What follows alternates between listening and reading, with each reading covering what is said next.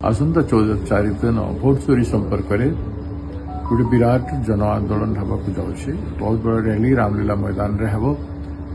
ଏ ରାମଲୀଳା ମଇଦାନରେ ଖଡ଼ଗେଜୀଙ୍କର ନେତୃତ୍ୱରେ ଯେଉଁ ସଭା ହେବ ସେଥିରେ ମୁଖ୍ୟ ଭାବରେ ଆମ ନେତା ଶ୍ରୀଯୁକ୍ତ ରାହୁଲ ଗାନ୍ଧୀଜୀ ଭୋଟ ଚୋରି ସମ୍ପର୍କରେ ଉପସ୍ଥାପନ କରିବେ। କେମିତି ଗଣତନ୍ତ୍ରକୁ ହତ୍ୟା କରାଯାଉଛି, ଭୋଟର ଲୁଟ୍ ହେଉଛି ବେକାର ଯୁବକମାନଙ୍କର ଚାକିରିର ଲୁଟ୍, ଚାଷୀମାନଙ୍କର ଭବିଷ୍ୟତର ଲୁଟ୍, ଶ୍ରମିକମାନଙ୍କର ଶ୍ରମର ଲୁଟ୍, ତାଙ୍କର ପରିଶ୍ରମର ଲୁଟ୍, ମହିଳାମାନଙ୍କର ପ୍ରତି ତାଙ୍କର ସମ୍ମାନର ଲୁଟ୍ ଏବଂ ଆମର ବିଭିନ୍ନ କ୍ଷେତ୍ରରେ ଯେତେ ସମ୍ଭାବନା ଅଛି ସେ ସମସ୍ତ ସମ୍ଭାବନା ସ୍ୱାଧୀନଚେତା ଭାରତବର୍ଷର ସାମ୍ବିଧାନିକ ଯେତେ ଅଧିକାର ଅଛି ସେ ସବୁଥିର ଚୋରି ହୋଇଯାଉଛି।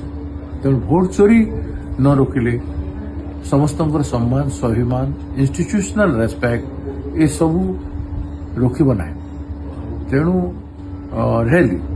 ର୍ୟାଲି ସମ୍ପର୍କରେ ପାର୍ଲାମେଣ୍ଟରେ ରାହୁଲ ଗାନ୍ଧୀଜୀ, ପ୍ରିୟଙ୍କା ଗାନ୍ଧୀଜୀ, ଶ୍ରୀମତୀ ସୋନିଆ ଗାନ୍ଧୀ ବି ଆମ ସମସ୍ତ ନେତା ବେଣୁଗୋପାଳଜୀ ସମସ୍ତ ବହୁତ ଭାବରେ ଉପସ୍ଥାପନ କରିସାରିଛନ୍ତି ଏବଂ ଆମେ ମଧ୍ୟ ଭୋଟ ଚୋରି ସମ୍ପର୍କରେ ଓଡ଼ିଶାର ଅନେକ କାର୍ଯ୍ୟକ୍ରମ ନେଇଛୁ ଏବଂ ଏହି ର୍ୟାଲି ପରେ ଆହୁରି ଆଗକୁ ବ୍ୟାପକ କାର୍ଯ୍ୟକ୍ରମ ଉପରେ ହେବ।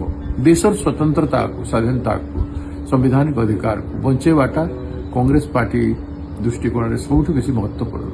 ତେଣୁ ସେଇଟା ହେବାକୁ ଯାଉଛି। ଏହି ର୍ୟାଲିରେ ବ୍ୟାପକ ସଂଖ୍ୟାରେ ଓଡ଼ିଶା ଭାଇ ଭଉଣୀମାନେ କଂଗ୍ରେସର ନେତୃମଣ୍ଡଳୀ ସମସ୍ତେ ଅଂଶଗ୍ରହଣ କରିବାକୁ ଚାହୁଁଛନ୍ତି। ତେଣୁ ଏହି ର୍ୟାଲିରେ ସକ୍ରିୟ ହୋଇ ସମସ୍ତେ ଅଂଶଗ୍ରହଣ କରିବା ପାଇଁ ମୁଁ ନିବେଦନ କରୁଛି।